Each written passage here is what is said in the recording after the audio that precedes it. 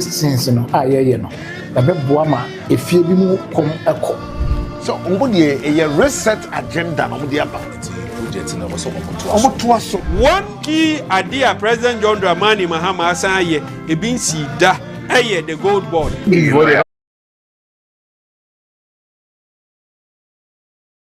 Didn't true anymore. But me to me cast a check Ghana for my Ghana. But just I can also in this way. Snake no way didn't true more.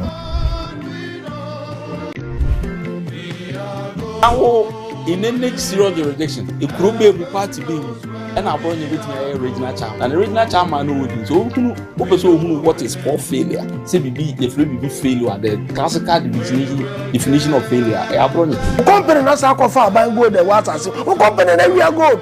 Barely no we are good as some year cannot see. Yeah, but dear, you. Yeah. So all these things, no, no. The Bebuama, if you be more come echo. So, a reset agenda on the about.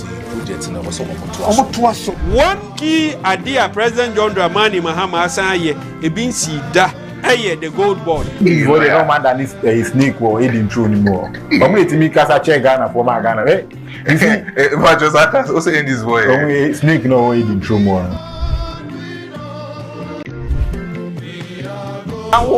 In the next serious jurisdiction, it could be a party being and I brought you with my original charm. And the original charm I know so who what is called failure. CBB, if we be failure, the classical definition of failure. I brought you. Company not sacrifice by go the water. Who company we are good.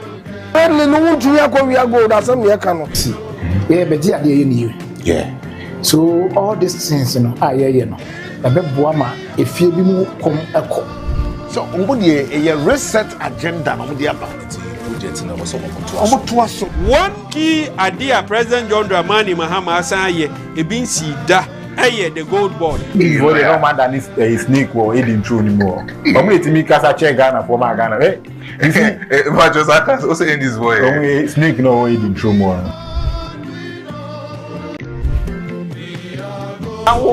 In the next serious jurisdiction, it could be a party being and I brought you with my original charm. And the original charm I know so who what is called failure. CBB, if we be failure, the classical definition of failure. I brought you. Company not sacrifice by go the water. Who company we are good.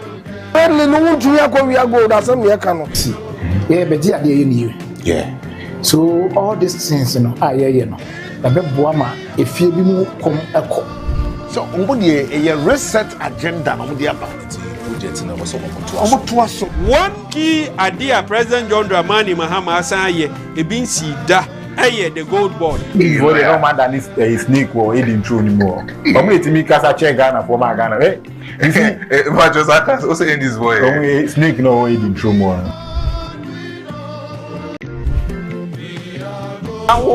In the next serious jurisdiction, it could be a party being and I brought you with my original charm. And the original charm I know so who what is called failure. CBB, if we be failure, the classical definition of failure. I brought you. Company not sacrifice by go the water. Who company we are good.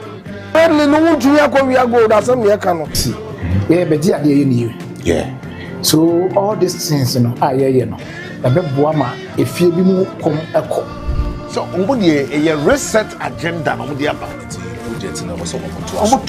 One key idea President John Dramani Mahama Asaye, a bin see da, the gold board. What the man that is a snake or didn't true anymore. But me to me cast a check Ghana for my Ghana. But just I can also in this way. Snake no way didn't true more.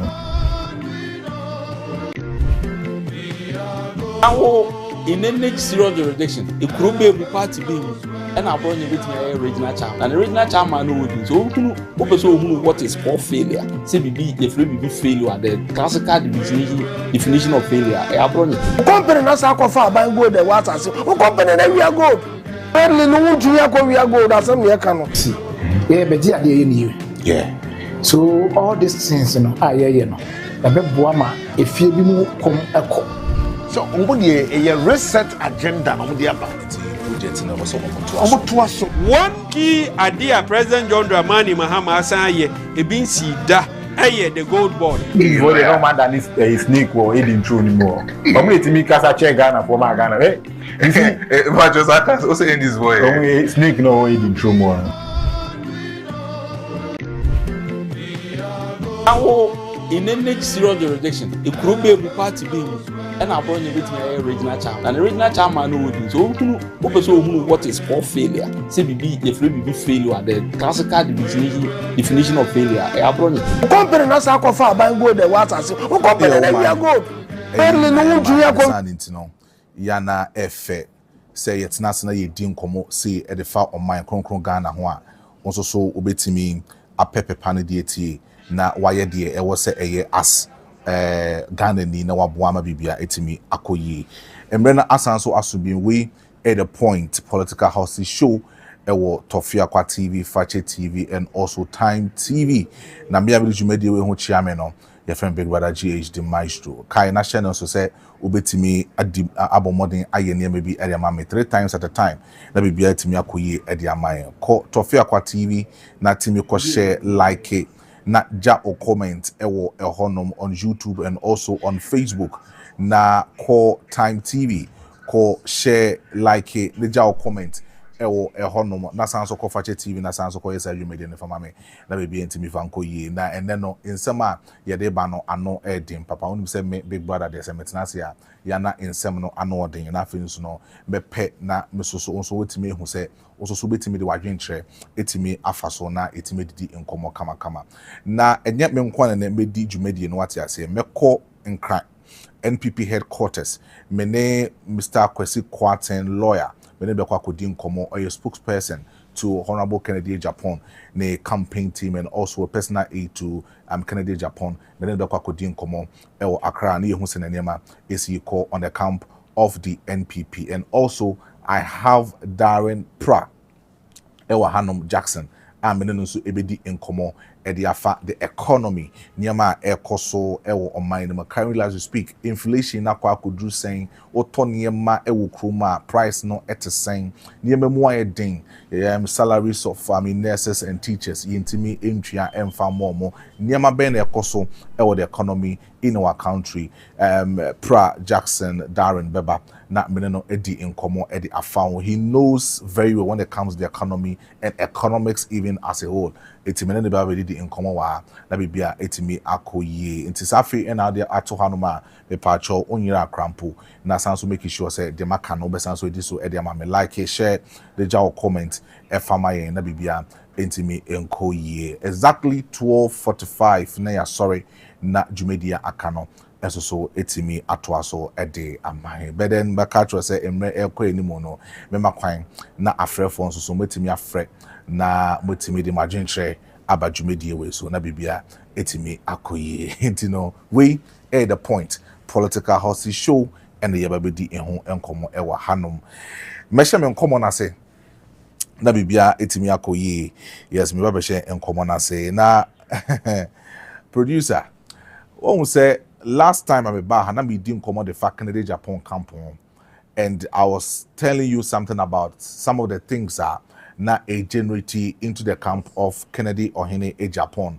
na in komono ebine say I mean nyame boa and ne 10th October no we will have NPP omobetimi go into the balloting as to the presidential flag bearership race so in 31st January 2026 no they will have a ballot. Ballot and say when you are talking about say obia obetimi edi kan na so obetimi atoso mienu miensa enai enum e the ballot papers are the NPP grassroots delegates ni betimi akoto aba edi eyi frankatufo de amomo no coming 31st January 2026 no and ho juma e be koso enti ene no is going to be a big program and a bekoso NPP headquarters. Nesan intinam say mene Kwesi Kwaten lawyer Esquire ebedi enkomo efri Accra na yehu se nema esiko ewo Accra se na won so sha also betimi hu nema bibia na also wetimi atenema na ye na se ewo hano but na meka bibia afa Kennedy on Japan the campaign enche bia ena na ho nsensen with together with Abronye etimi beto odwa and some people were saying say nneɛma na abronye ekeka de fa Kennedy Ohene Japan no, and even to the general secretary of NPP na I was say itimi a petition no na okofisi the disciplinary committee na omutimi hwem ema omo punish abronye omutimi e de call petition here general secretary GFK etimi petition here the disciplinary committee ema disciplinary committee so e de omo nsem e ba say e was say abronye oba no beyi nsem bi eho ano as to say or kase at the time omu meeting Kennedy Ohene Japan na omu ensure say GFK or no general secretary of the political party somewhere last year on suspended Kennedy Ohene Japan from free party na GFK etoko so amfasa niyama anya adwuma no ma Kennedy Ohene Japan eka party no e was abronye Kwame Bafo eba na ono betimi ji eho ano ewo honom na sa nsem the buy no I have tried as much as possible to actually speak with some of the people who are very close to Kwame Bafo Abronye, and also some of the people almost very close to Kennedy Ohene Japan. And because Nyamana Ekoso with NPP currently, they will need to come together even after this particular election and try as much as possible, say they will come back to power in the 2028 and make sure say Bibia Beti Miyakoyi. Yes. That was me Ankasa, me momentum, and that was my ultimatum. So currently, the NPP as a whole should come to power, should come together and make sure, say, what is very necessary for them after 31st 2026. No, then here be or some kabum no more call menim na bibia etime so you be didn't come on e wo hon now so timi atesa nkomo na e ko e honom no ase na enne no the course when NPP headquarters now is about the ballot papers. And also the balloting of the positions are also to the contestants are facing the election coming January 31st, 2026. Let's not forget that Dr. Mahmoud Bawumia is part of the race. Kennedy Ohene Japan is part of the race. You talk about Obiti say Yao Educhum, former education minister, also a part of this particular race. And then we have other people, engineer Kwabna Japan, are also a part of this particular race. So we will try as much as possible to get you into that. But before I say balloting, you be more that was Wednesday. Me sorry me program so the point.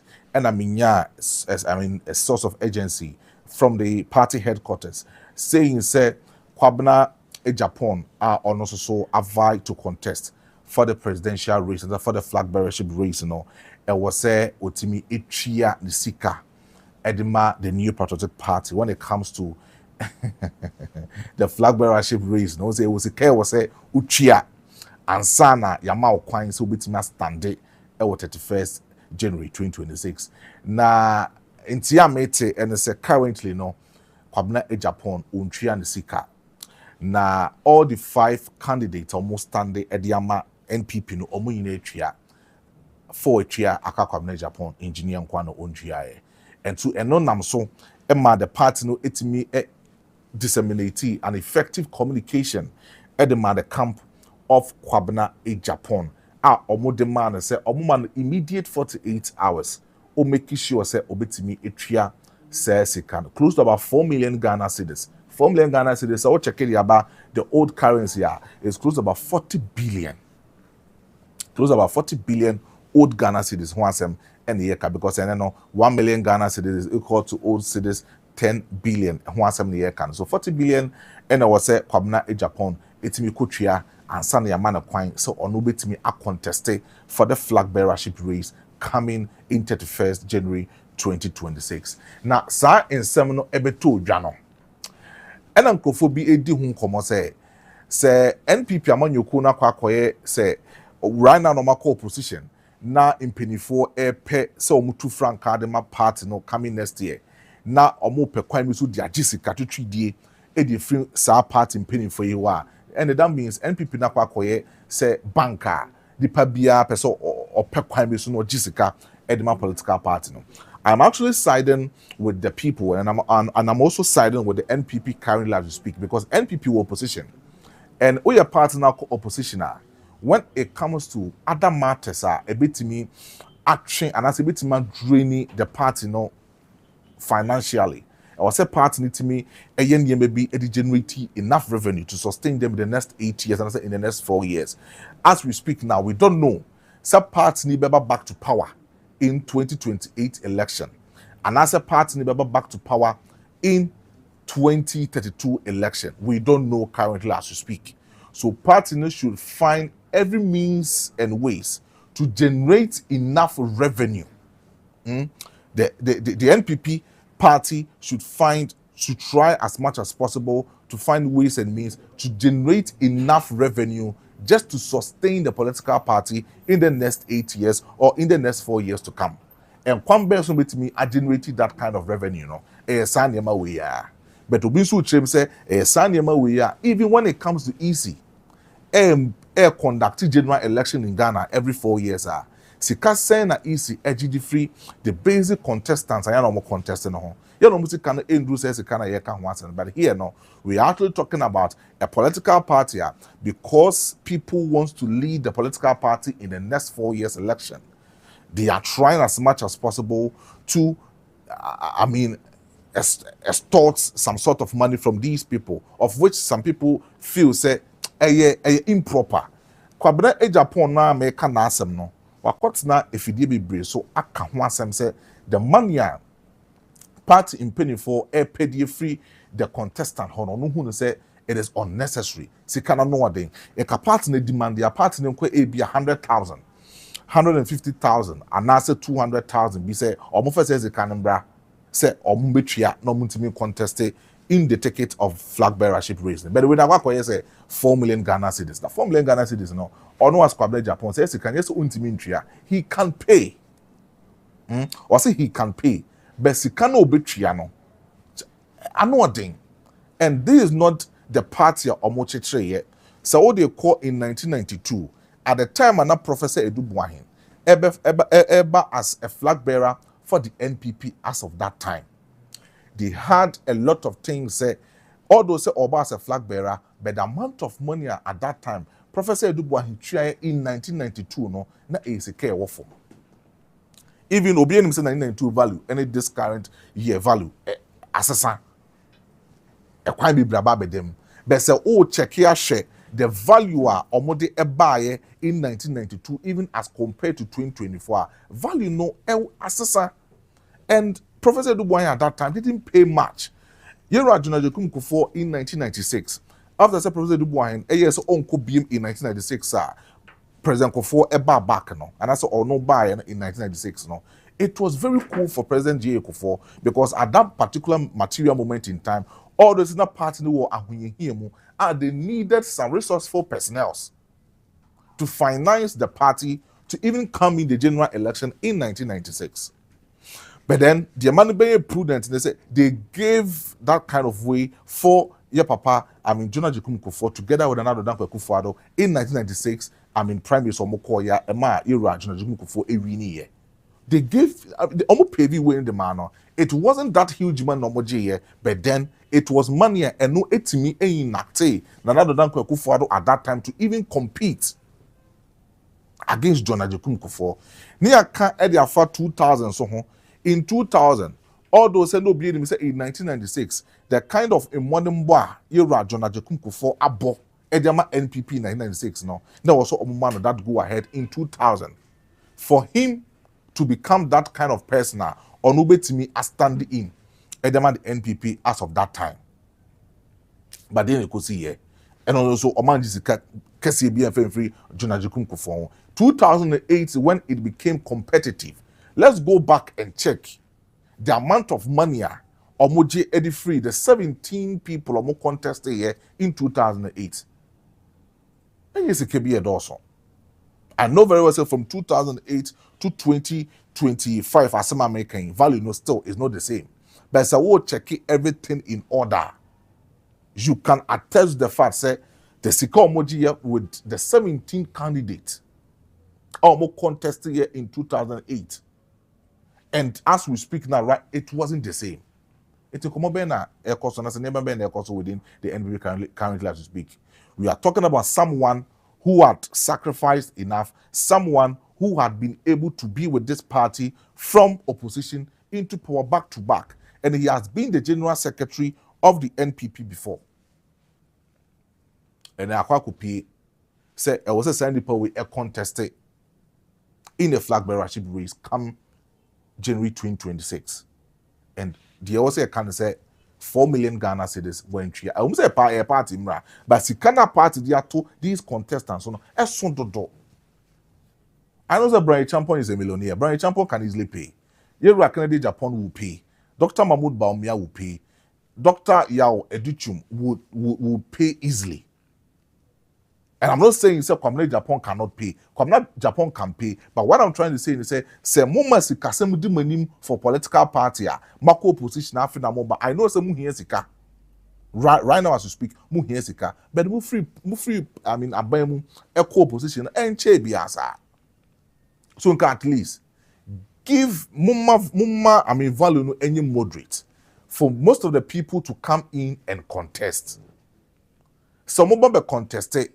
Na se obi ehu se saa nneɛma we ekoso no at least ebetimi aboa obi a kuma beto ne yem ama de ne favorite or person ne favorite contestant no saa nneɛma na etimi abe better ko ba se kenti yeji obi efrim ye man maximum 48 hours apekwan mi so ejine efrim a to me I think say entwa ye ewo saa ekwan no so ewo honom so Kwamina Japan sensem no eguso a ekoso 48 hours omo release that statement no I think 2 days ago, 2 days ago, and releases that statement. No, we haven't heard from the camp of Kwamina Japan.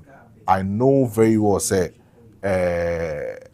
he will come and then have a basic statement about that, and then he himself had even attested the fact, say, I mean, Sikano Anodin, and then he doesn't know how to go about it. But then we are trying as much as possible to get you informed about that. But I think say production I already na say kebekwa homa so ne kwasi kwatin edidi nkoma enka ebeye there. He is the spokesperson for Honorable Kennedy Japan, the campaign team, and then the camp of Kennedy Ohene Japan. And then he speaks so well. Otine so kedim komona wankasa wani ebetimi aje ewo sa quite no so lawyer, good morning.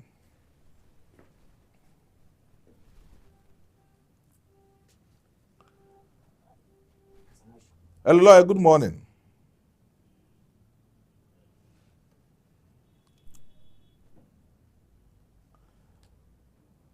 Hello, Macho Minka.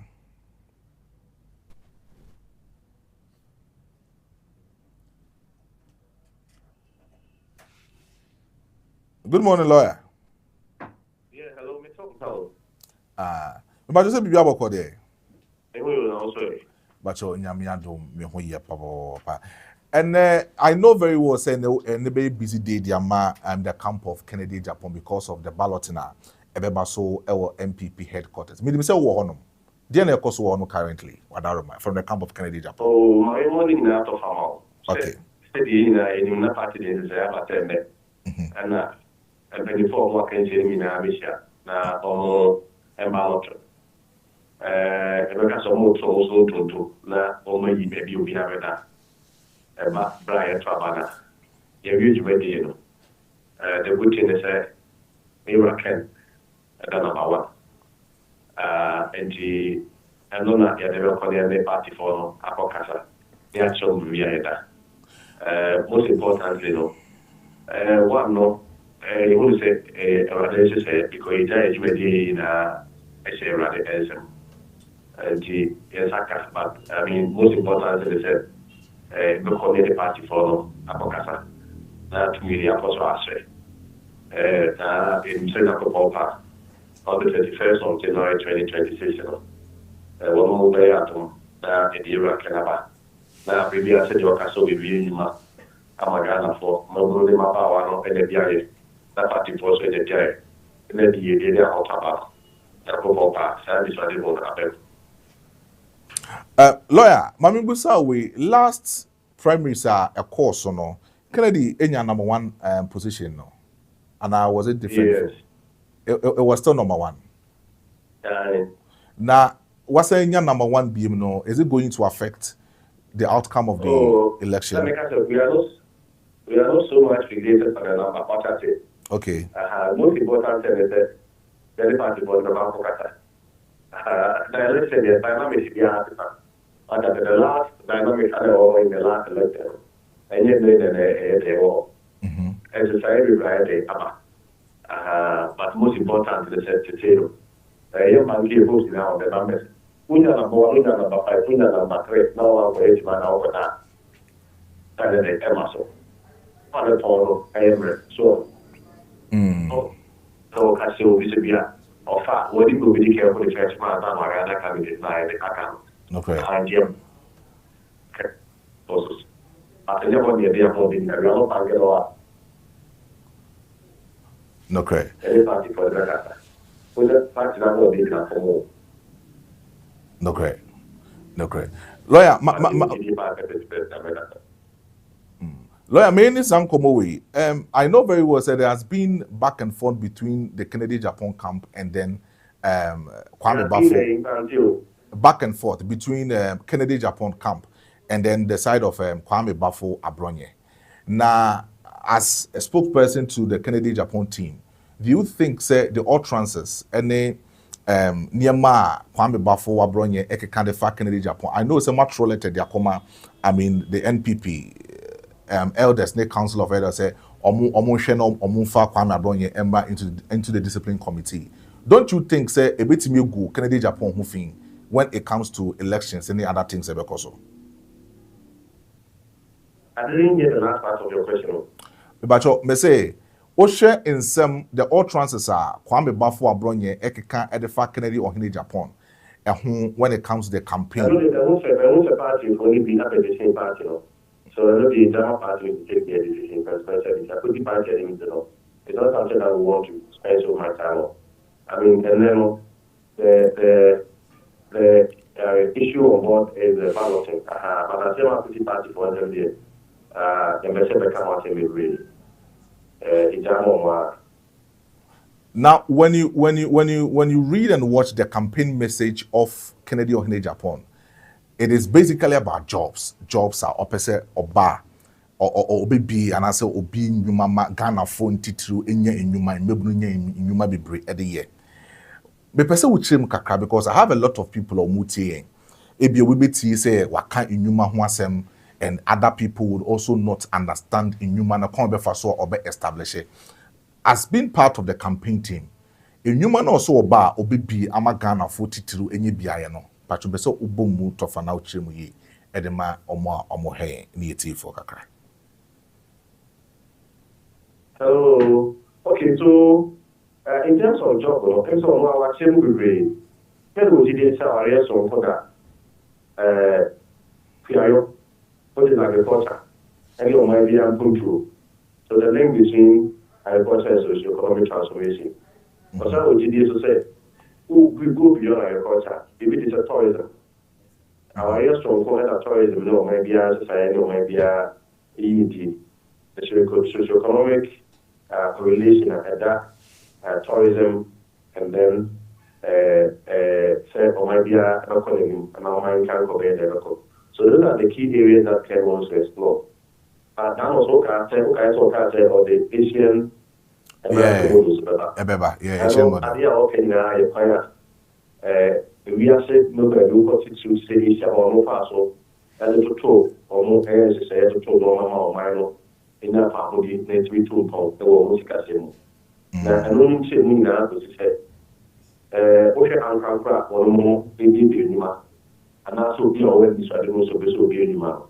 A man is so massive, not a final born, no up now, as I say, I also hear more when I have told movement and in more will be more. Always make any sample of solo and the one in iron like you. It's more of the example, the Libya, and the highest father's fight. Yeah, Bazulayo, as we opportunity Fabia workers 20,000 or more. All Ken is going to do is enhance their capacity. No much man going to be 100,000. Nothing is what creating more of this fight for the alcohol. That is the Asian market model to bring and introduce and groom more businessmen to also create a lot of jobs. Because we are suffering now is not a binary and creative. It's a private sector and no creative. And you can also is also going to help of building a lot of business where no one about them and some of the continue and then almost between me just fat Ghana for the brother I'm not be brilliant yet married and we use to as living kind Gario a gold mine and market already with the tourism and now for Singapore no and the population is around 6 million but say people shop or more if you can sell or more about them India all because of tourism. Yes, you know every or see a tackle and I say another 20 years. You realize that those between the car and you might about my it is at the key tier 3 key areas and never had for the society any about amount of people. Na lawyer obi wo say nsem ya wo chiche mu kama at the time na NPP wo into power for the past 8 years. Kennedy intimi amfasa eniduaso hunu no amwa and another dan kwakufado amma o man no intimi entumpon. I mean say I don't think any person should answer that question. Say name people power no. Like a bit of one continue. You know what Ken has already done in terms of living his personal level and the personal capacity. Anybody who asks that question, then the extension of that logic, no government should even campaign, any person should even campaign of social video minds. Because our problems are systemic. Even advanced countries, so governments can solve problems. Yeah. Open up 2 million jobs every year, 1 million jobs. By the time we will, there will also be about 500,000, will be another 2 million people on my account. And the fact is, when it's also implemented, just they also reach my I don't think that it will be sound for anybody to advance that logic. Say, I don't know what I buy, why. Let's say they come look at it, and so much to buy a new car or a world is to a new car that you everything buy because I'm not buying car that was a before I really got before. Hello, Atimenka. Hello. Am I trying to make let me say network, Hello, am I trying to make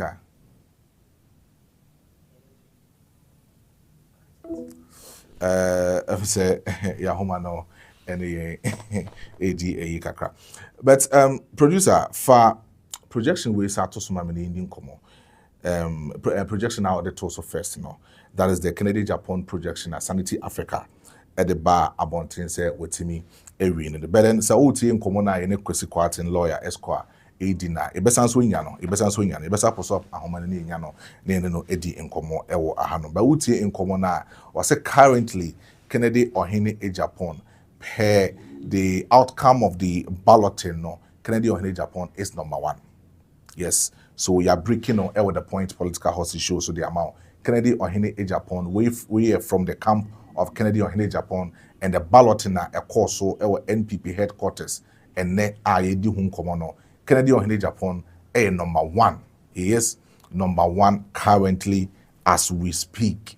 It's a not say nyameboa 2026 31st January MPP for mobile kwakoto aba Edi Eji Frank Tufo and as nipo bedi on partner in the coming 2028 election. I will be facing NDC for now. Definitely. Kennedy or Hindi Japan #1 currently as we speak. And it is actually relating to the Sanity Africa projection on the bar.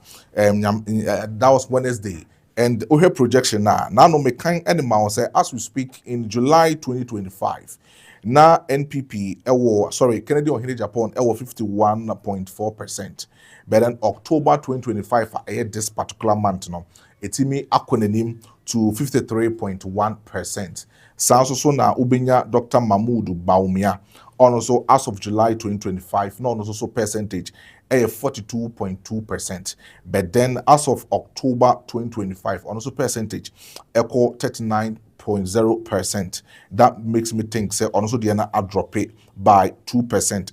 Dr. Brian Champon the former agriculture minister. And also, the 3.1% as of July 2025. But in the October 2025, they shoot from 3.1% to 5.0% currently as we speak. And then Dr. Yao Osei Educhum, also in July was 3.0%. They didn't asanso drop it in October this month. And they are called 2.0%, 1%, and now drop it. And then Engineer Kwabena in Japan, also there was 0.3%, but they didn't acquire any mukakra by a decimal of, I think, 6 decimal, and they acquire any mukakra by 0.9%. So all run here, it's just 1%, and what mean currently as we speak. Producer, Mumpusa Humani being a bit lawyer Kwesi Kwatini as our in common because our question be one more say Binyan and Yedi Honkobo. So that is the outcome of currently as we speak, the ballot in the course so the NPP headquarters. In crying. Yeah, so Canadian Henry Japan number one next January 2026 ombitimi atuabano sa kwano so. Me wo Jackson Pra. Mo amote nkan say adwuma no ono be kana asmo kan Monday ono be di nko say ono do ohwemu a yura chairman wontumi no ho nsensem no ono ohwemu a osefata say o say de no court according to how we see born asem no hotofa na beto so na di enkomo no ade asanso de afaho mewo Jackson Darren Pra ewo menchen ewo hanom. He is the NDC Ashanti regional communicator or a part of the team and also very close to the Ashanti regional minister. And he bedi nkomo ewo hanom ne yahwe kwan ya ebefa so a ye economy ye di hu nkomo ewo ekromo han ebetimi a sustain ediama. Currently as we speak, inflation no akodru sen bedi nkomo edi a kire say Ghana since I think the last 8 years o check the time we had good inflation. I think it was 2017, 2018, it dropped it by I think 7.1% or something like that. But then this current, government has been able to reduce the inflation currently as we speak. And I'm not sure say they are doing something right. So we didn't come up. Let me be a itimi akoye. Minya. It also. Na no time ni.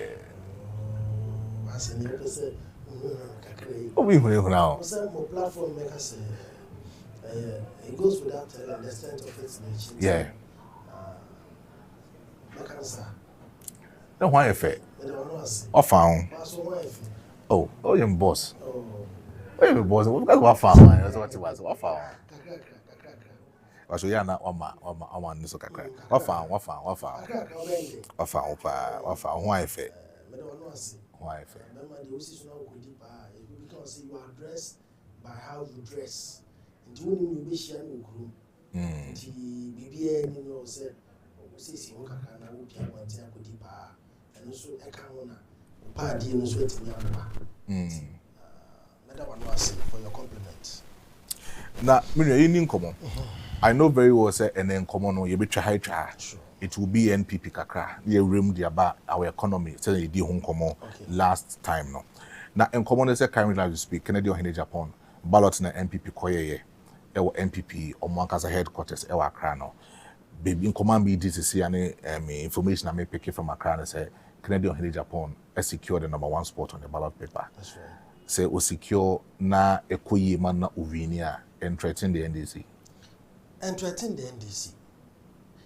And threaten because one, NPP no, there's no outstanding group performing team now.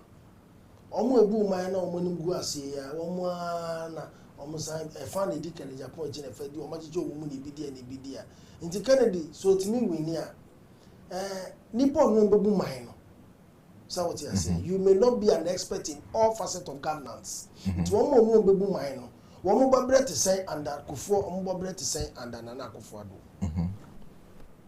minje le make out ma say o meti ase omo babre to say nti omo babre ni nru ba bia just say a match ado it will be a match ado about nothing internal activities no more here but so send Ghana for Ghana for bi wo gidi o kere Japan mu die but o hedwuma NDC ne sabre ya enkwafo edi Kennedy achi ene wo mu e wo party ni mu kwanti these same people and obesonim any effect be my NDC because of the track record and our performance currently.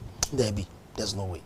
Intimi impusu and Debbie. I'm not in Japan.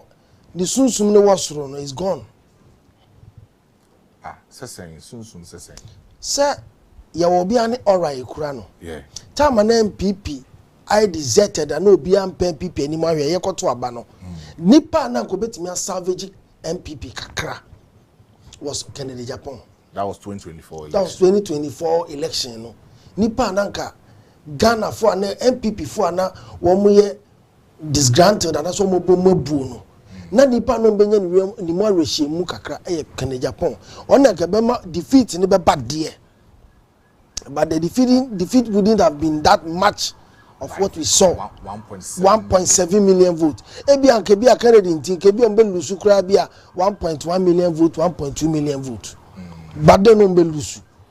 But enye on say fe bi consolation defeat. We won lusu there but wa konkodeng. Yeah. But we mu there one more report e burufite. One more report. Ebi nsi biem so da.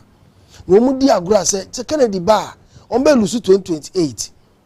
But send in Kebesi GCT ni bebre no. But Kennedy a one man grassroots ni pen. MPP grassroots pen no. But no so crowd on the floors bebre. But enye grievous said the other contestants in it no. But the main share with Kennedy because you know one be contested. Dr. Mahmoud Baumia Dr. Yao was saying Chimo Kwabna the Japan so and Abraham Champo. But then we heard the history of Ghana election. Obi back to us 1-2 otimi wini. General Jakunko for 96 or by when we need 2000 or we need Yura 50 times of NDC about 3 times and send a wini. Ocheke Yura John Dramani Mahama first time pa efa the man. No one check Nana Dan Kweko for also 3 times efa the man. Now NDC after John Dramani Mahama you are going to elect a new face. Say Dr. Mahmoud Baumia as Yedim Komoyi. Say the Kennedy Japan Komo, or say going to me when they say, Dr. Mahmoud Baumia are currently or you're popular. Are Ghanaians in him say or standing in 2024 election. Now Musmuko in new presidential aspirant, you know, they affect more. You see, who can be popular? You see, you can be popular for a wrong reason. You can be popular for a good reason. In as much as a new person will be popular, but negativity will be attached to it. And I'll bet means why a popular with positivity. Dr. Mahmoud Baumia popularity na what NDC, what Ghana hano. Why a popular known, but for what? Fiasco performance. Why a popular for incompetence. Aya, super delegate, super incompetent. What's that the super? The level of incompetence and may be there. So you're a presenter who hosts a political show. Yeah, and you don't seem to know anything about political figures. About Dr. Mahmoud Baumia, about other political figures. You are quite vested in this area political conversation. But what I say, and you're able to bring some scenarios, political happening, political events. Now see so in political host. You what I say to Jackson, we must was in no pass MBC, Mr. Jayo, now Okotoko pa Esad Womensha, political host, and no Shagua, Equeva Home. There be, and I make the Mecheni, Mikabesi Asemso. And Dr. Mahmoud Baumia, or economist, that is his area of trade. Area of training, area of competence, economist. Yet the economy as Shannon Sanana Akufo-Addo said he wasn't qualified as an MPP member, but for his superfluous perceived performance in economic management, and now the wave, all obstacles, all barriers within MPP hierarchical order, no, then be a flag bearer. So we are competent in economy. But it wasn't an MPP delegate. There be. MPP delegate in ma Dr. Mahmoud MPP delegate na Jomo ya ma Dr. ya tun so ba onya ba ti o ba onya ba ya president but we vice president our account and now to say on economy it means almost new president for ebu economy na mo nyade. I thought you were talking about 2024. I don't just say MP wa be MPP ni. And a corner incumbency advantage favor no. But now da umba umyajidi ba wajidi sa ni economic measures or the bag and ma ho kire ba ya ma obi a wa economy say ni ebu economy. Say ni ebu economy. So Baumia is popular for wrong reasons. Bad reasons. What bon? Papa ni nyade. Daba na ti say Baumia ka economy ho ase. Oh ya mo say da bi. Wabon. Okay, incompetent. The both di ni wabon. Wabon ni both di ni incompetent. Mo na mo obi a watchman na mo hu no. We security dia so security no mo a. Mo na mo ji sa section ni tumu no. Papa na bon. Wabon by economic management indicating performance. Wabon. There be and too much. No, what is too much. Say it's your economy. No be a economy. Now I'm an economic management team leader. I'm a vice president in charge of Ghana's economy. We're not in the team. What a solid team. I've been in the economy for 4 years, but we stop talking about economy. No, so prime functions economic management. Now we the economy council me IT. You be say economy, but we are running campaign or my way for 6 months. Never mention the word economy.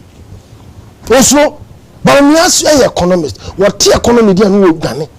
When why then? Me kwana me economist. Met the economy who asma will confront it. But we never mention economy in his vocabulary as far as 2024 elections were concerned.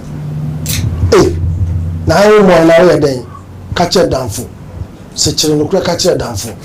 See, the good board policy I more enjoy, NDC enjoy when they bomb was for him.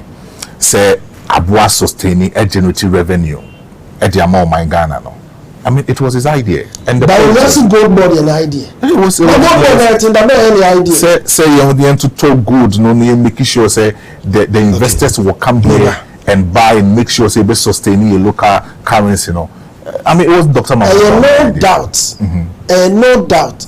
Say economies around the world, gold a pivotal ingredient or pivotal causational factor in managing a better economy. But remember when we introduced the concept of gold in our economic management, it wasn't Baumia. All these were Bank of Ghana, our reserves, our gold, the Bank of Ghana to gold. A transacting a foreign exchange. It's never already gold for oil, gold, a whole idea economy, number and about when I throw Bank of Ghana economic principles, but when I throw on Troy. I want to tell on Troy, but say principles. Now, even the end, some of our colleague NDC members are even admitted, say, for him to, I mean, initiate that policy. Some of our can call Budia, Danny. Say NDC colleagues, some of them admitted. Why? Last 2 weeks, when I was speaking with, I mean, one of your colleagues, he came in, he admitted. He admitted. He admitted, said Dr. Mahmoud Bawumia did well in bringing the policy, but then Sami Jemfi and Abua Ama sustaining the good reserves and other things. He knows nothing about. But we have Bank of Ghana, the better Bank of Ghana. Yeah, NDC for the man scholarship didn't quite brutal. When you school, we buy the answer for the Bank of Ghana. Some people can realize a new entrant and cover for levels to come back to Bank of Ghana. There 15 years as a bank governor. Your mouse want to be a deputy governor. What have you learned? So, Gold board. A PMMC. Precious Minerals Marketing Company. Dealing in gold, Emma Ghana. Yeah. And I changing the formation, the structure, and then gold board. And if I will gold for them, the fine by. But we are gold for a equal man. I just see a 4 report for an apple for the friend in gold mafia. Yeah. I just see a first way gold mafia. At my country said everything reportedly MPP best whatever ball man will be your mind. Now we can and pass by mercy what go for oil and check and I just for the year documentary or my we make videos interviews class na na go and na buy about unyaka ho and one gold illegal gold trader bi eso be nya gold be smuggle free Ghana smuggle free Ghana na say we go for oil akobra say mo and dey kwaso sa adwini wo mu a say gold board near the oil there I didn't want to go down fan to oil say gold no board in chair oil ounce of gold no board in a barrel of gold no abundance of gold na ye here oil na I didn't want from oil gold na no board also 1 ton now for being to oil now we make savings let me reserves them on mine this is a time gold come obi say J na my oil every day yakupon ti wa sa ye ma mi no bi do batman market how many say bia we dey engage in that such a better trade haba e dey na NPP dia bom bi o do bia ye COVID-19 by we bia ye NPP ade bia wo man ni mo a challenge for us to tackle and resolve it very fast with them man NPP bia wo man COVID-19 by wo man fa bia ye I never go for Nigerian company. They are friend for Fortis Health man. Why? Ebe share tema. Ebe share habo. Ebe share airport wa. Sika wamuji ye ewo testing of COVID-19. Wamuji 18 billion. Wama Ghana 1.6. And wamufa almost 15.7, 15.4 billion. Why you be that? Say we are manager. Ewo fache TV. No akoye arrangement. Fache TV the cameras, the labor, the logistics, the fuel, the BB are not their cover program. Program may be no secure baby winning 20 billion and 20 million. 20 million. Na Fache TV enya 1.3 million. Na company no I mean use Fache TV studio, cameras, staff, BB are no enya 18.5. Wow, we are manager. This is what they did. You may be not done 1.7. No, Brunei. And before be because somebody that work and be baby. Now I'm watching bidding. One the catcher said, one the PDS ever solve the energy problem, but one thing was you know at the table so much check or more check. On my Jiska will 6 months. Says, can you move on contact that? You know much shares. Because one more boy for idea na menka bi. Womu timi yank economy, yadi inflation ma womu. Economic indicator economy. What has been the NPP's performance? And no common na ye ba be di no. Say o check this year currently. Sure. When NDC took over, the inflation was around 18%. 23. Now, as of May 2025, now a drop here about 18.4. As of July 2025, now a drop here about 12.1. And then August 2025, a drop here about 11.5. See, I'm in Okasa September, a drop here about 9.4. 9.4. October, the year years ago. What is the NDC government doing special? Emma inflation figures a drop here. Making sure say Bibiabekoye. But then I think somehow someone saying good, it doesn't reflect in our markets any. But what can say reflect it? Me do. First of all, banchi enya ejane chire. Okay. So one of the key economic indicator of a good economic management is inflation trajectory. Okay. Right? Okay. And our can just say LPP so no that by inflation what they say about it me koya go do 54. Ebondi. Why you know one say the man 15.4. But no go jam na say 8 years ni put together the ups and downs o jam na 23.4. That was 2016. 2024. Meba. 2016 it was 15.4. Sure. No Jama 23. 23. And the economy when inflation so the lower that they get, the betterment for the economy. Economy, yeah.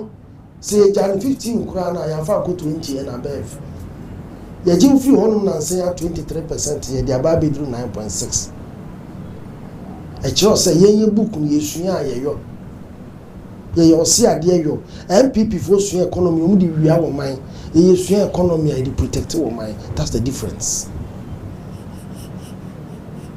Dr. Tofiakwa a renowned economist. Yeah.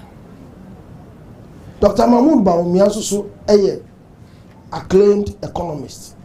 Mm-hmm. The economy assure Munsa. Why is this one working? Why is that one not working? Just what the bomb mine what is your mind? And what to mean ye. But your wife you finding in the account to say you're at forcing or so wrong. At is forcing.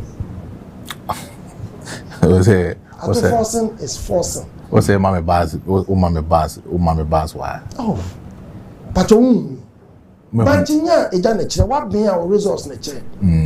So, what is the resource out there? Now, let me give you another indicator. Mommy indicator, one indicator, a balance of payments. Okay. In economic management. Okay. So what to me balance of payment when you are able to meet your, if I say, your debt payment. Yeah. Balance of payment, import and export. Export, right? Yeah. And we are not done change. And sana, what's our swab? Even correct and AR statistics, Ghana service balance of payment, and Ghana is doing well. What's your ability to pay your debt servicing, or maybe I be grading so sick as some year no. Now your ability to service your debt. Very well. Cow dear, yeah. But what am I say? MPP are buying. Time I hear the Ghana Emma woman. Not debt to GDP.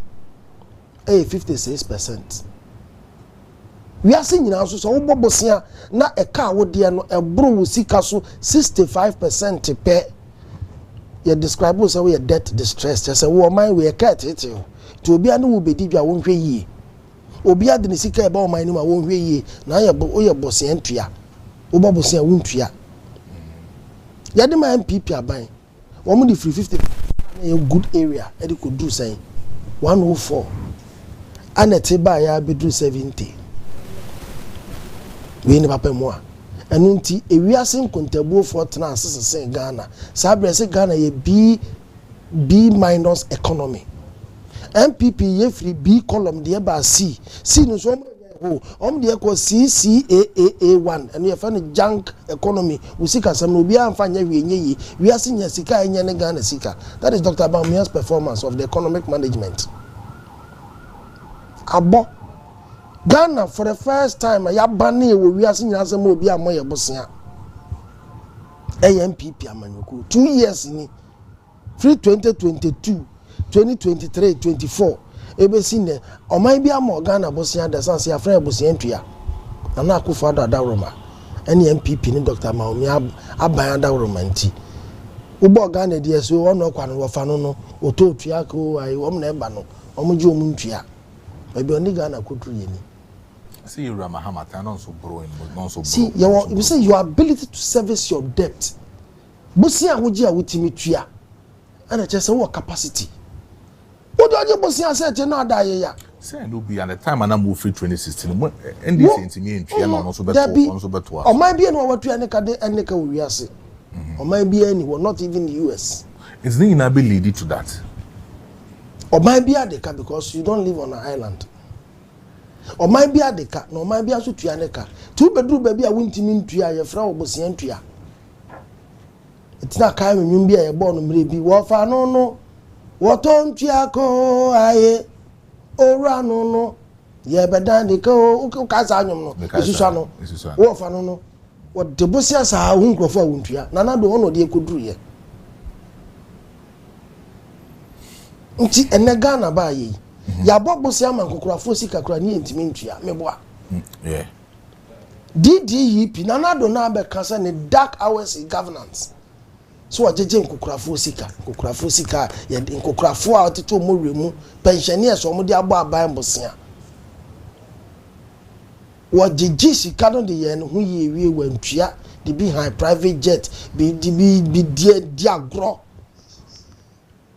no mo cheka sa wodo no mo ye kenke party no mo ye party awodo na ka sa ba mo ne party and na ye levy party Usu na mi yo no mo bojesu. That is not how governance supposed to be. But NDC ba ye releases 63 million. Asa de ama ayetua nkokrafo na emerewafo ananado. Akokora te se wa hu nyon nkokora mobo. Akokora te se wo nanado. Wa hu nyon nkokrafo mobo. For the first time ke ekọ demonstration dia kamrantie ne mabawa na ekọ. We dey nkokora kura wheelchair no musu. No musu bi peska ko dialysis. How cruel can you be? Yaba 63 million ediama. Imputwa ne kakra kan nyina mfi ho. This is what we call governance. It's economy now who se nyema boaba form no. Enye bibia o. Eye deliberate. Almost so dey no mo ye deliberate in making sure say Ghana for who be dear mia. Na go ko je o ka say wo mo mpe t-shirt. That be MPP for the almost say wo ma Ghana ni de ne ho. No wo ye adwuma no wo nyasika wontumi na ada no wontumi njimi no. Wontumi soma no. Etima na ho kire no. Na ho kire na man 20 series anu odi so. That is MPP philosophical idea about economic management. Tin MPP for ba man mu a no man ni mu a ho kira ba because sa ho kire wa o yire kura na obi je no. Bamba de wadwuma gu ya da e be yi wadi pe ukwa na no yira ko jai. Unya adwuma no wasa akofo ade because e free hawk no wo ja wadwo na unyi biba. Sa wale jai de emfa. Me na me ka kire wo hwe MPP se de osima mramba e maba wani ja wo mu kunu mu MPP mre mu no. Me nka bi njira wo. Sounds on NDC. Me ba akofo ado bo modern J bank for licenses. Wa J bank ni financial houses. Mako 420. Banking and finance aspect is also part of economic management. I said 20 Yura Mahama time DKM. Na DKM Mahama na bi Mahama na job license. DKM a private operating firm that we are sorry na ajibun tie. So amount for so can. Amount for sike gonya Mahama na je wo license. The bank itself folded up. And I said the financial house itself folded up. Tie. Mama kanu kre. Me fan yan kanu kre nchire gdanfo. Ene me ba fa TV. Me the advert ba fa TV. My area of business is advertising. My bread fa TV. My be tue sika wi. Anopa me so fa TV a network ne ma. Me friend managing director on fa. Me friend wa so Ibrahim Jackson. Station anopa ya ne atumu. Si e de ka ya tum. Eno no mayor Kumasi mayor ana ye yana. Maybe so eno na Kumasi mayor. There be Kumasi. Aha, DKM. I was teaching my meboa. And I wo bo bosia na nkofo je bosia na nkofo nyamfa so. That question ya DKM egu. Yes, John Mahama or president na ye. What is something so what be that? But MPP for me catch and say, Lord Ina Mahama, bank ni ene dia. So maybe so say, where government and a wohono. Government revoking licenses. It is so no pena John Dramani Mahama say wa je fache TV license e ma wo timbe di pa enye be di kofia. Menua na wa je a. Na se mo amu adwumafo mo anyina mo kofie. Munim de ekosie. Patriot ma say enye friend say government sanctioned. Ti wo di DK compare John Mahama time no a enye ye. Where the Nanado na Ajina Bank of Ghana Council, Amana revoke licenses, Mako 420. Na so be a workers cry 100. Me patron times me 420. And so be a work bank be a workers 200. Now I J obi 200 times 420 patron bomber me. Who can calculate a bomber me? And also bad. Now the bomber me. And also to send the power when you need a and Nanado. Akotrefi 84,000 jobs na nadu eguno ti se wukunu ka 84,000 jobs no ho a ena me hu omrante o mo ye adwuma bank afi no mo toto nam okwan ho eno na me hu omrante a wo mo ye adwuma bank afi no mo che popcorn na popcorn che ye de university degree ne ye de che David chichinga atoto ye de university degree ye de che na nadu mamrante ni je adwuma betrafie afi be ma so le wadwuma jaya wadwuma say after 3 months now we start born hwene be ma wo do pa modwuma say ne we wo yire asmo be ka che on be ka sa wona de wi ase ha onyina be gu no so na wo ye bank adwuma sa time na sa na me na me ne banks di ndwuma ne na fo be bra me no start marketing ebi na waka warija ma men kan wasam because ye economy no wasam a mi na economy nya ye wo yire economy nya ye wo yire dem say bia ukotwa fa akire enya ukotwa fa akire ba ma de wadwuma jai pe wo benya wadwuma ye da ye yi wadi na kwa na ne yira ko jai tempera because ni ebesi no you have no idea ba ma dwuma say ya na abaye gu nnwuma no abetena fi acha ne boso miensa yire ye aduane a wo ma wo anum aduane bebo ayase aduane bebo. That is how Nanado subjected the youth of Ghana to mamrantie pa wo GP wo bank opon ana yi ni suit ba ko sen kem aya di traffic mu awon hwe boys sit wo mu ko la yi mu ana o ma den den afi boys yes Africa la mu to tonam. This is the economy Nanado left Ghanaians. And ne John Dramani mama baye omo aye gi omo licensing through foul means nyina no we are restoring them back. So what to say the GN Bank you the license be mano. So what to say Unibank you the license be mano. All those banks are coming back on stream. Omo bank so be fa Ghana for adwuma. Tina your time no unemployment na 8.4. Nanado time no unemployment is 14.7. So we have empirical evidence of proper economic management. 18.42. 8.4 to 14.7. Yeah, that is unemployment rate. Or maybe our economy a commoners into employment, job creation. To gunyuma na wo principles. Ma mema wade ba ko. Na nado na kwashe food and drugs board echi.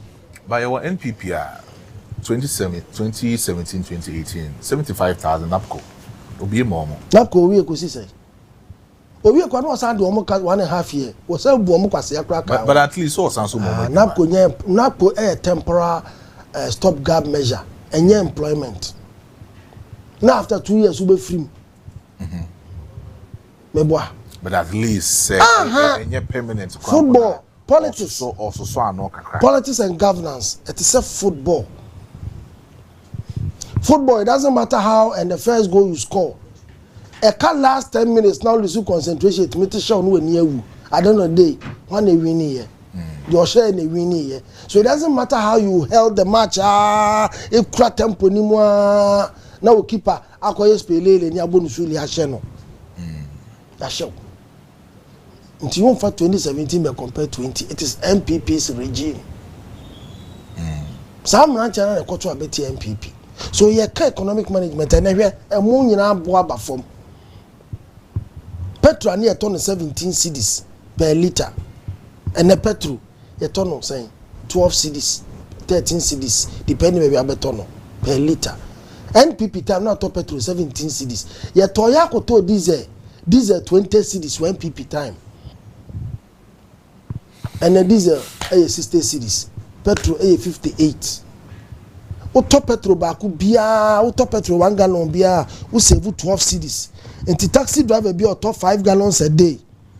And now 6 gallons a day bia, ultimate service 7.2.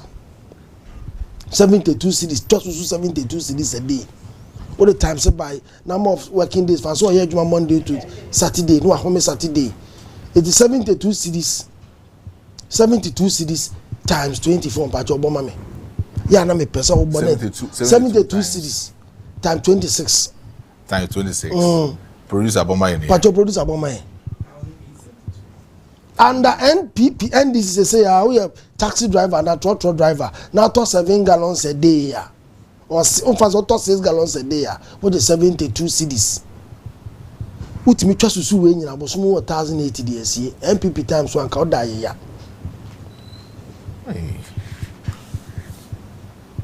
Jadini bia ene wakoto mo beton so yi wo mo ton mo abonten a wo mutiri mo odin a emo ankasa wo mo ekra mo be krom ha ene anwa be krom ene ni nyina aba fom Now anwa 1,000 cedis under MPP and NDC anwa 600 MPP and NDC.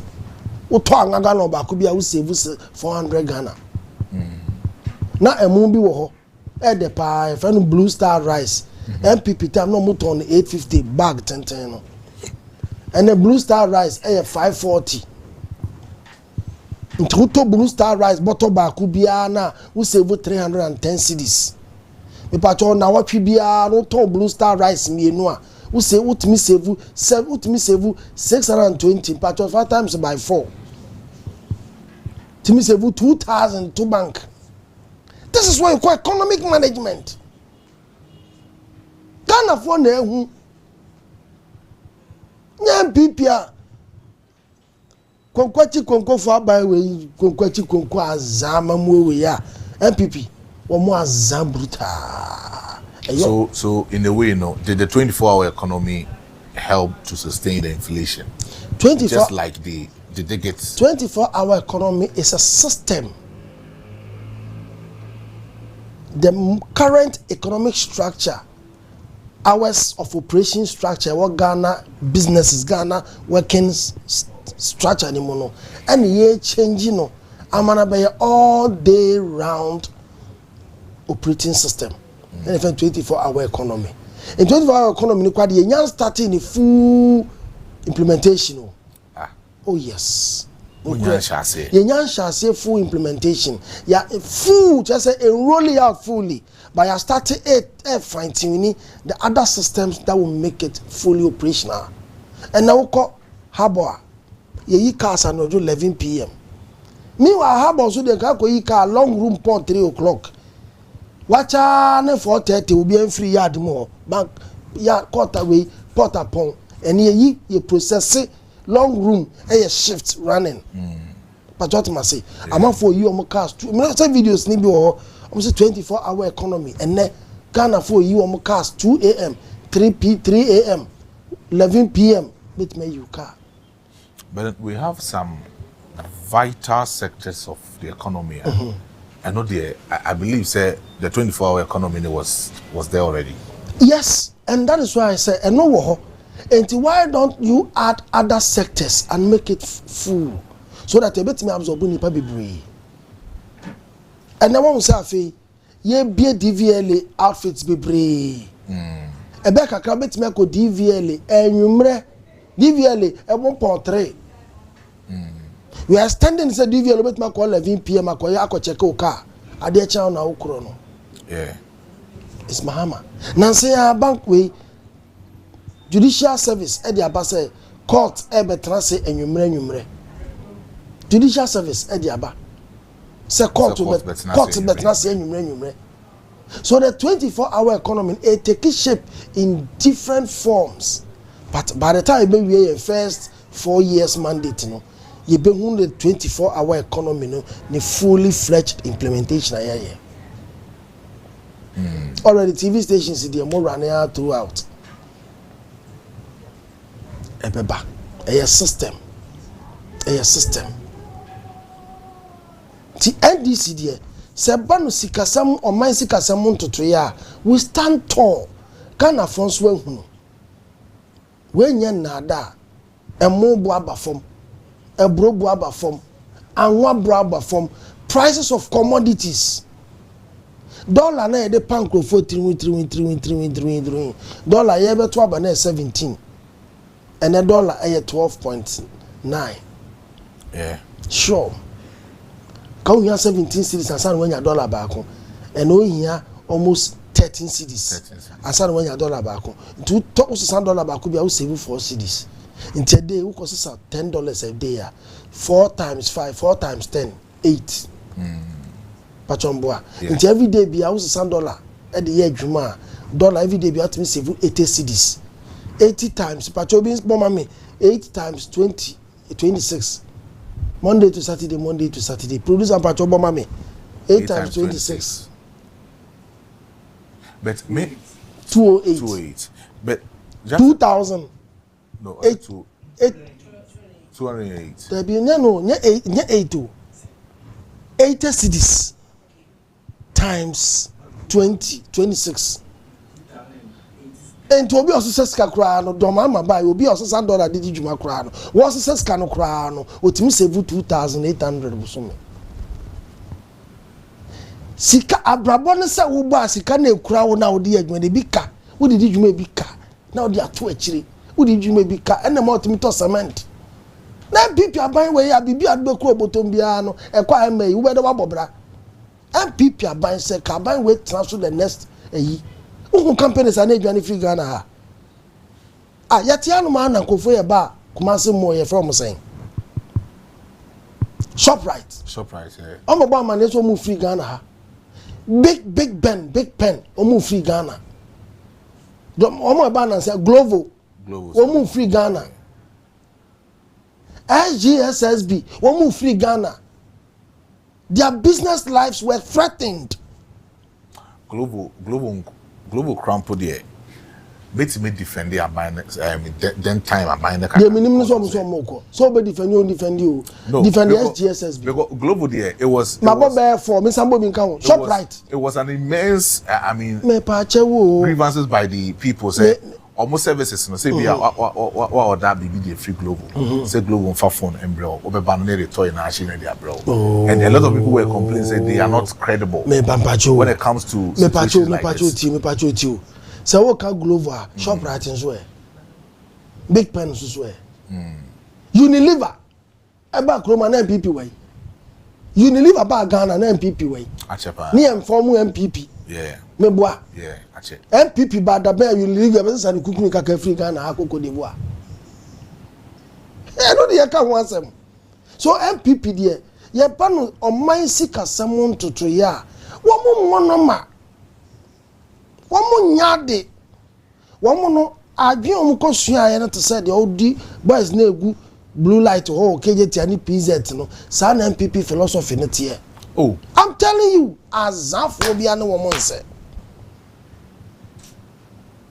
azani MPP amanyoko no nse we've had NPP or the free SHS policy aba Sasa mwe kwa na wo sama mabamu biem no free SHS enye we've had NPP what the mama share with eco 4 time we've had NPP National Health Insurance Scheme or the aba we've had NPP free SHS even under Nana Danko Kufuor or the aba one district one factory to a certain point some constituency district or shall I say develop here agenda 111 or yes in terms of flyovers flyovers.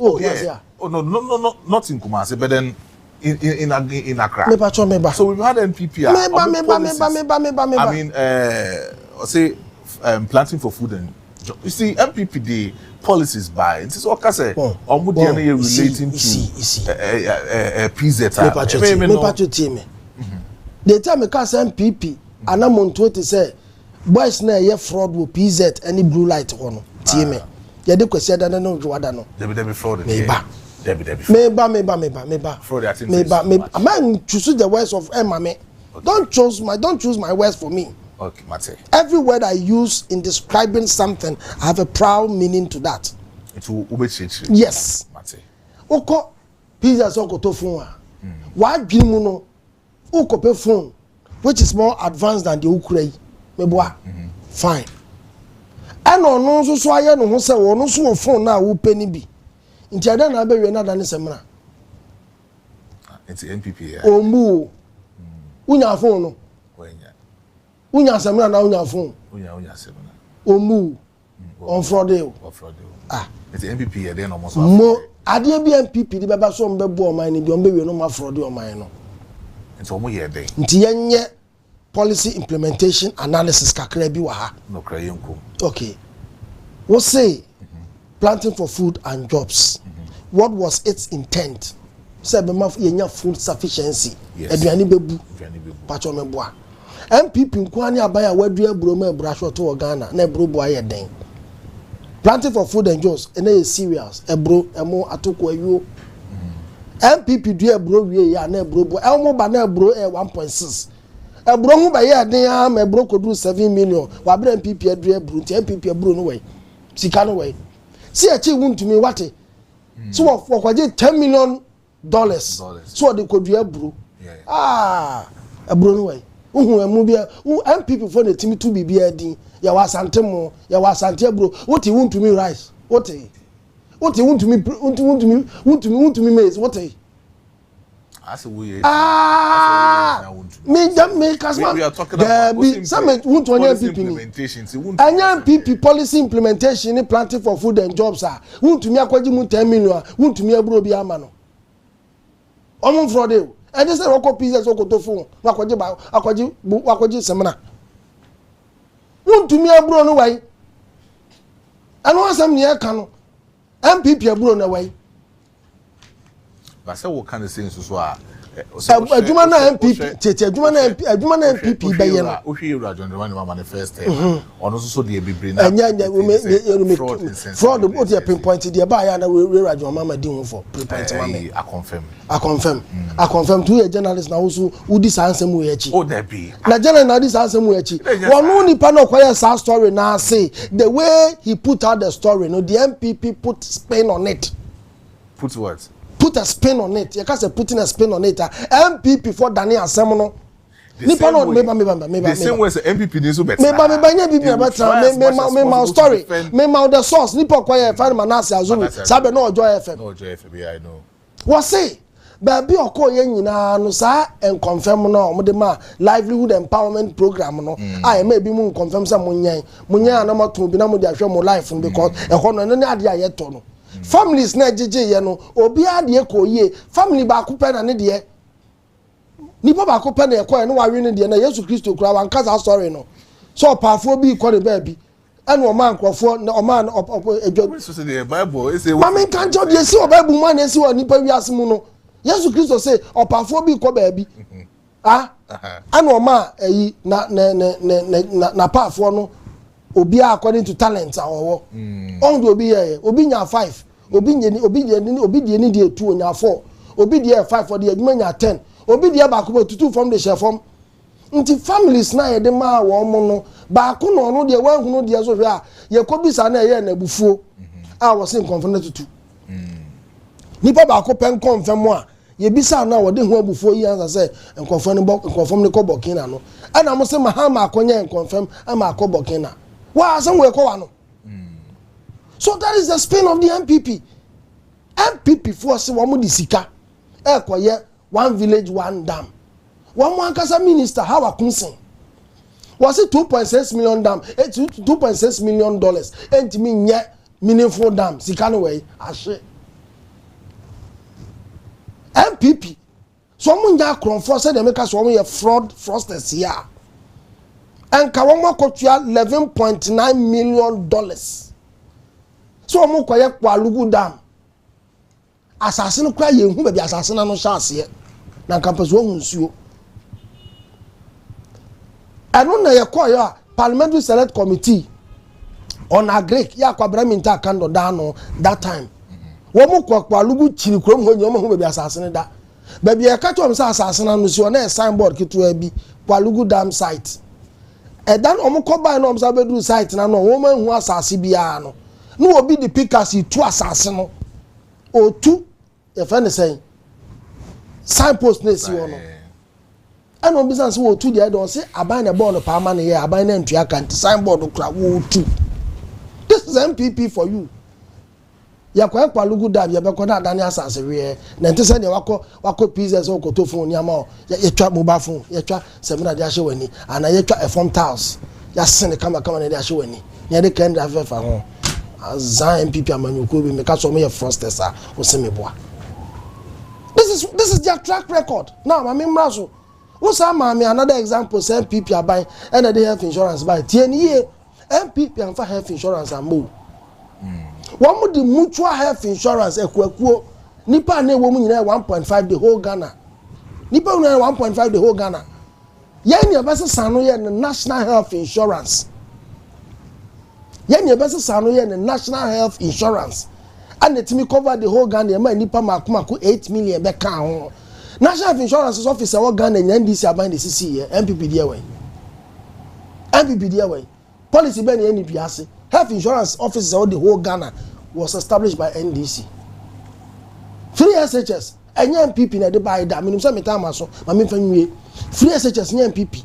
Hey, me ka kira me ka no kura nkira free SHS ehun commercial say 1992 constitution mo article 20 me for man say oh ewo mu ntia na wona de bae ade say waja kun say wo mu dada etinya na do dada bae me ba na chance so free na do na chance so free na do let me give you the let me for ma ma chance afi there free SHS conceptualization and free na do trim and then free MPP trim because constitution NDC for na tro here so emanated from us. There be this and this are led by John Drawlings. The constitution came before the government. And I may just say, yeah, one that your PND's name. Someone I'm more. And MPP for Trebi. It wasn't MPP for Trebi. It wasn't about only and this MPP for Trebi. Oh, consultative assembly MPP for Anko and was winning.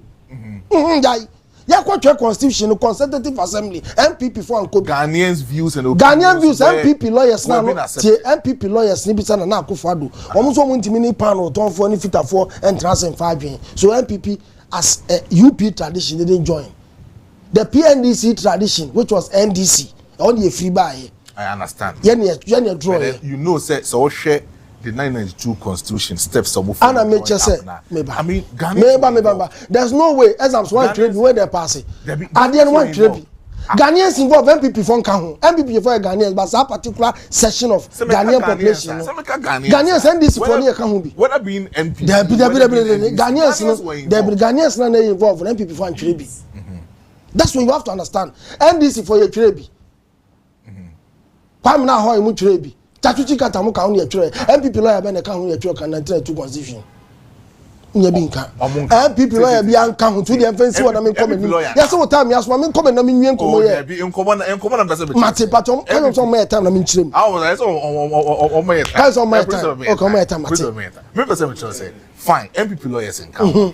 But then don't say and 1992 constitution NDC for the Troy. NDC it wasn't written by NDC political party members were part of the drafting of the constitution. They were part.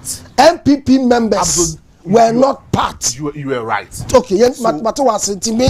They say a home common, and I'm just saying a home common, national free SHS a home common. Conceptualization home common about constitution na NDC 4 members ni become home MPP member be anyone will come home. That is a fact. As of that time, 1992 constitution, no, NDC lawyers were part, MPP lawyers, notable among them Nana Akufo-Addo and the likes. Omo anko, so muntimi ni dwadi for man eton pa no, anybody enwene. Tia ni atwere. Okay. And here free SHS implementation. Today I want to settle this argument here once and for all. Ansana abeko hono no. Na NDC lawyers ka ho. 1993 to 2001 NDC. 2009 to 2016 NDC 16 good years. When to be implemented. And then people you implementing free SHS. Concept no concept. Concept no one. Say my establish a concept no constitution. You go for can you conceptualize here. 93 to 2001 8 years NDC. 209 to 2017 another 8 years NDC 16 good years. But when to implement and then people me Ubisa question no me yi ano. Basa se mo dia wo ma me nya no dia then who defend the MPP? Okay, then listen to me. Make a fact. But you listen to me. They all can matter. They won't hear say. What your phone needs to listen to me but no, don't do that. Don't say it. See. Okay. The conceptualization of the free SHS. Okay. And MPP for brainchild. Mate. Very good. 2. Free SHS our constitution mu. Constitution so by answer MPP ba. Tinye MPP for ade. Yeah, the go for ko trebi. Let me say it that way. Now, you starting free MPP for the Nana Akufo-Addo re-echoed. I won't take that away from him. He re-echoed the emphasis on free SHS. Our constitution. Okay. So one who will be the president. Obey and yes, we already campaigns. I want to mean no time no because my minister can say no. Or they won't come on. Yes, want to mean that's why free SHS could not fly. Free SHS. I have the tape. Let me say, "Bedi hun command come to buy." What say? Say, "Don't say bedi hun command come to buy." What say? Say, "Monday ba fabra." What say? Nana do kwa ka say, "Unko Ghana we ba tape nda." What say? say me be say me free SHS na this for say nye ye na say na John Mahama Shase a asem papa e ma Ghana this tape is there. It's unfortunate to say e bebre nim but that is true and no nanche yeah see progressive means we'll start it from somewhere and end up somewhere until the whole 2015-2016 academic year any 2016 to 2017 academic year day student be any what school fees it was here day student be any what school fees it was free yeah free yeah the starting yeah the no yeah start no and no na no ana kanofurata presented budget no wakoka say 2016 say NDC ja free SH progressively free SHS no NDC ja ho ka 30 million Ghana cedis ade ayanye ye bo ho ka to pacho me bisa doesn't make sense ade awanye bo ho ka to me some additional report IMF lauded John Mahama for introducing free SHS our net no so be up on Google. IMF praised John Mahama for introducing free SHS. That was 2016. 2016. Now we're rolling a 1 year on. Free SHS. Free SHS. And this are buying a chance here. One now, Sabre Biana Sabre on some training. Every Sabre on some training to want. Maybe I know go school. So I got more than 10 years in 9 years in. Maybe I know some training to want. That's in Gomana. Every I know some training to want. But my sources, my producers in Google send me boy. Where you fact checking? In Commoner would you? Every day. In Casa, that's right. In Commoner every day. Oh, my facts and figures. Yes. But in 2016, you Kruma. One, Tiana, yes, man. What? What is it? And I'm saying, what?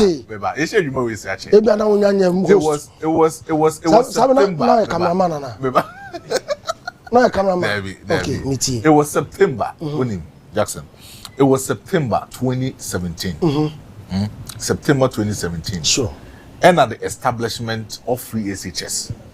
September 2017. Debbie, TMA. Tell me, during the first year. What is what is the nomenclature? Nomenclature. A dear that's so. Progressively.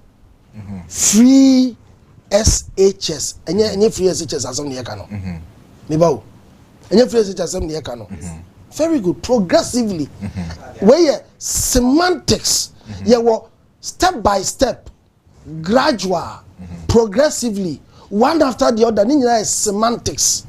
Ntiye tunidi mobi e say free SHS na ye cano. Ye sha se free baby.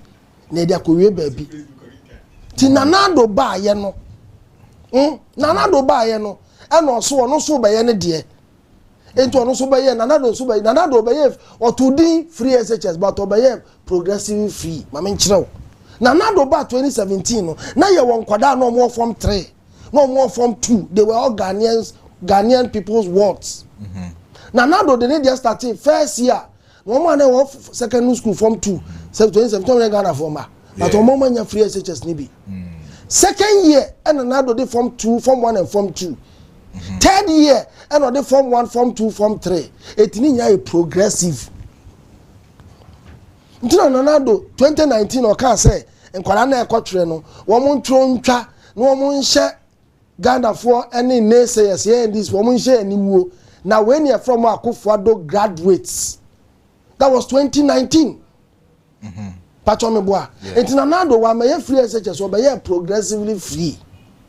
Because first year 1 sabe na ko form 2 ko form 3 omuso tua school fees ni bia omudi bia ye form 2 or they call form 1 and form 2 2019 or they call form 1 form 2 form 3 nti akola betimi aka say nanado na 2017 na me call SHS but nanado am me free SHS so nanado there was also progressive just that one kind of credit or two din kakaka no obey the thing in a different manner yen ye candid with Ghanaians tie kan kwache Ghana for say be ne kakra na do so be ne kakra na ede na ye ne kakra ye progressive na do do ne kakra ye progressive ye ne kakra ya tun din progressive we say ye free SHS na do do ye ne de kakra ko wia eno de free SHS ye de na show by your batch mienu Say ka ye transfer and ka free SHS no ka 2018 ebe the first batch of completing the free SHS na day students the whole Ghana. But Ghanaians voted against you. Oh, no, you voted against us doesn't mean we did not start implementation. And yama me ato abane free SHS nko awo. And yama ato abeti aye no perceive corruption. Perceive economic management amoso mo ya ade chen ye. MPP for nyawo MPP for ya ade chen ye. A Ghana for koto abeti aye Dr. Mamumba Omia enu mu dwa ye de kom mape. Kacha Ghana for say obema constituency bia $1 million. Doctor, no. Oh, nyana num. Ono akola bi na. Oni me Robert min makola. No nkoda na oni anu dwa nko benya Samira. Samira Baumia woni mo nu dwa. Ha ba Samira ba me hwe no fe. O ka ba ma wa no nya de obetime nya no. Ya bo de ento so. Ya sam na wo kan. Ento so economy no. Ya sam me say. Samira do tini. Samira Baumia hwe ne ho fa eye. Ah. Ne ho fa eye. Baumia woni katrema wo anko benya no. So ba ya oja hwe ne ho fa hwe nanim di awurade. Na me ye proud say wo ye second lady ne ho fe. Na ho ne dress nkra ye me fe keke. What you say? But when you be our katrema wo to say Dr. Mahmoud Baumia dada fo a what mean dada Samira nya no. Ah. So dada Ghana fo nyina da Samira Baumia kwa dada ne nya no. Na Ghana fo kwa na economy ni bi no 1 million per one constituency na make no. 1 million per one constituency na nya na da. Isikana way. Ah, just economy nti o se ekode. Oh now yeah, free SHS no. Makansi say. Facts na media ma wono. Ma me say another fact. But obi obi and Google this fact. IMF case study. I have a report here. Yes. And per report in the manner wahano. That was the progressively free senior high school policy. Sure. It was launched by former President John Mahama in Otuem Ekumfi in the central region with the aim to absorb fees for day students, at least for the start. It was expected to, among others, cover about 320,000 students across the country. Sure. The cost of the program was pegged at 12.2 million. Yeah, better. That was 2015. Because John Mahama introduced free SHS 2015. So no, it was just like you are saying. So it's different thing altogether. It is progressively free. It's free SHS also and free SHS also. No. There be me free SHS also na. Akwako yese. See. Na do be yi back where you din back where free ho. Ya free obi William Akufo-Addo. No you William no Akufo doesn't mean e ono a. Also we hear adwuma ko se adwuma fache. Na me catch us me adwuma fache TV. Enso so ye wo. Fache TV. Fache TV e wo bantama. Ebia na fache bi nso. Me bacho. Me ba ye me full name Jackson Pratt Darren. Yeah. Me bacho bo Jackson Pratt me ka say nyamia. O say wa. Darren nka wo je say nyamia. Say ebia. Debi Darren nka wo je say me ka say nyamia. Mu no say Darren nka ho. Debi ubo mi din wa asisi me ne Jackson Pratt na wa ha no. Wan fa Darren aka ho no me ka say nyamia. Wa say what else? Enti ye the progressively free SHS. Now we na we progressive in free wa. We say no free SHS. Yeah. Progress no say it's different. Just listen, okay. So yen twaso. Mama twaso reading for ma. Mati. So mama reading wa ha. So okay, so on September 12, 2017, barely a year after becoming a president, we Nana Akufo-Addo. Nana Akufo-Addo launched one of his most talked about programs, free SHS policy. Now, Domama dey answer there. Progressively free SHS. So do you see free SHS? We should also admit, say, Nana started doing this campaign since 2000. But Nana didn't implement this campaign since 2000. Beba. So the policy sought to provide absolutely free secondary education to every Ghanaian child. Policy analysis discussion. Policy discussion.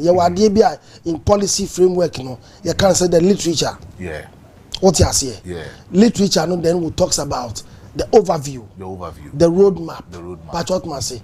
The starting point, and when you evaluate to see that whether you have indeed completed the whole process. Yeah. Ubaya broad consultations in ade. As at Nana do kra what the free SHS ne ba no. Na wonye waka na no keke no wonye own consultation.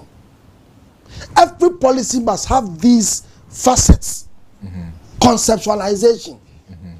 Every policy must have conceptualization, must have policy objective, must have broad stakeholder consultation, must have financial stream. When they near just a policy, what dive in home? Ebra BBC for Bisana na go CNN for Bisana na go forward. Emsa was it BBC or CNN? Ubet me aboamia. One Bisana na go forward say, "We free SHS policy now. We also will buy no. How much will it cost?" I say I won't tell you. It was BBC. BBC. I say I won't tell you. I will tell the Ghanaian people. Did Nana Akufo-Addo ever told Ghanaians say free SHS now can want some? So one can't chile Bronia. Young before catch it. Nana do can't free SHS. Nana no kwa. One you know who I'm quite chile da. One you know who I'm quite chile da. And let me tell you one thing. Nana do free SHS no. Nana media no way. Nana do free SHS no. There was no policy document on it. Because say you be secure free and it didn't have a policy. It didn't have a financial stream. No way policy. Policy about doing 8 years. Oba abemu. You have your own political leaders telling you say Nana do train near brother consultation. Sa ni aye was meye ukoyi sika wa ha. No akoyi sika wa ha. No akoyi sika policy. And people for cratchy for women. Want me to Nana for say professor say when people mean and differ where I associated with MPP and Nana policy must have these facets. So if you have a policy and that policy doesn't have a blueprint, then that is not a policy. To be now to be a good system. China Nado, yeah, that is why free SHS. Any road, any one free SHS documented that. A bini hot and what catch them say will be a was be a catch them say this was a policy. And your policy, I am tugums or tugum. When Nanado doesn't understand what we call policy, and Kobaya policy framework at all. I can say one, this is the concept, this is the implementation roadmap, this is the financing, this is the financial stream to it, and so there monitoring and evaluation. This is how a policy is designed in any academic front.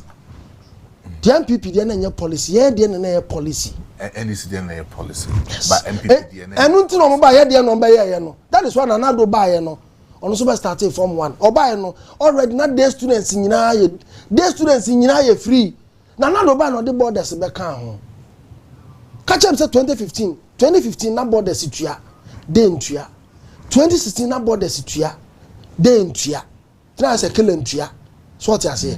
And now 2017, 10th year of free SHS implementation, you know. Now do the borders ever can home. Think on that the buy yet. Or by not the students who are Ghana you free. And on the borders ever can home. And then also cry on what the borders never can home. Near says why the end of form 2, uniform 3 for can was a debby. Or me John Mama, men for one can home. Tinanado be progressively free. Yet the nan over twice. Na mon centre for na mon chiremu Ghana for tiasie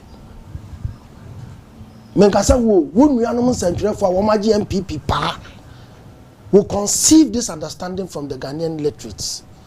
But today thank you and thank Professor Fache TV wo kwane presenter wa ma me kwan ama be free SHS implementation no wa ma chirim obi aka me boss wa me MPP to our time na so yempon banyami shraw I'm sure my time. And for this one alone, thumbs up to you for allowing me to explain the free HSS policy between NDC and MPP. I'm evidence in about the time no call. But you see, when producers, you aim at educating Ghanaians. Mama quite a time not one bro, but yet you carry on the show. Yamin Shramo, we inquire. Oh, HSS, the Mekayano. Aye no kure min twantro enye Twamski nyame hirawo samande we hia nyame hira Fache TV samo amakwan ma mede no kure we atu wiase station bi wo hono mo a ka wo yi aba na say oh ye time na so time na so na sa wo nuanu bi yes adwuma no mbo bi diana media me ko abonte na me gina me social media no so am America nyame hira Fache TV His Excellency John Dramani Mahama Wadaroma program way any sa TV station way your friend of Fache TV station way any baako a and also what a friend of Royal TV when the TV station say Washington regional wɔn atimi ama kwan ama free SHS nkɔmɔ no yɛ die ni akyerɛkyerɛ wo nnwuma mu sɛnea yɛ no wɔn aka no woyɛ sɛ wokyerɛkyerɛ mo sɛ time aso no ɔde waa no wadum no ɔma Ghana fo nti yɛyɛ na sɛ yɛ ma ɔman no advert bi a wadaroma ayɛ yɛnkae fakyɛ TV ɔmo ɔbantema so ɔma ma kwan sɛ one on one yi menkyerɛ nneɛma adwuma ama ayɛ ɔba power ne oyɛ gya hɔ a wasan bɛtoa so abebio with the ministers nyinaa hyɛw sɛ wadaroma ɛyɛ a momfa TV station kɔ adwendwem ne yɛkyɛ ɔman na advert na mo ama wɔn bi the to allow me to bring out these facts and distinguish between the NDC and the NPP free SHS. Nye program we are nkobi kura nim se wo de na free SHS. Omo ada wa fra ne ntoma de kutukuria guso but ene adaroma omo bie kwa me etima chechi ti ya yeso ya che bibi na radio TV adverter yen kai wo mo. Jackson Darren Pra and Awotsin in Kano. He is part of the NDC Ashanti Region Communication Team, and of course, being part of, the regional presidency team. Jackson Yakupon Shao Pase, but once after what Timmy Abana, it didn't come over Bibia, it's me Akoye. So it's here for aha, and I am never may acquire near the energy media no, it's me Edias in Yameboa Monday. You best answer what's not say na edidi in Como Monday. You better not say I say in Como exactly. 11:30. You better not say near the point political horse issue you made to me as so at the abroad. But Monday it wouldn't be only monologue and I say and yet many Mr. Jackson Pra. Sorry, yes, Jackson Pra and Kwadabi. But then we will have an NPP member also the Babet Nase. Now you didn't come ama edi at 2 years in a beya wa o shemini wa wutimino also so ubetimi who send your AC air call. Say you may see that's a one time in car. Regime nesi ne momuno mamenda aboafo bi ase na nyema ntimi nko yie enyame nkwa na regime de we ho hia me ne me special producer Abrantipa success ene timi edi se regime de we kama afenzo so no Abranti friend say imalabi etnachiri etoto nyema ma nyema eye kama ewo ahanom mesoso be regime de we ho hia me ema nyema ekoyie Mr. Jackson so beboa me ema bibia koyie. What's a Kwesi Kwarten lawyer and Kennedy or Japan spokesperson, what's an anchor, or you media way so. Yambo Monday, your best answer wish here. Since no, yeah, no. The Bebuama, if you be come echo. So, a reset agenda on the about one key idea President John Dramani Mahama Asaye, a bin si da. The gold board. They don't mind that it's snake or eating true anymore. But me to me, Casa Che Ghana for my Ghana.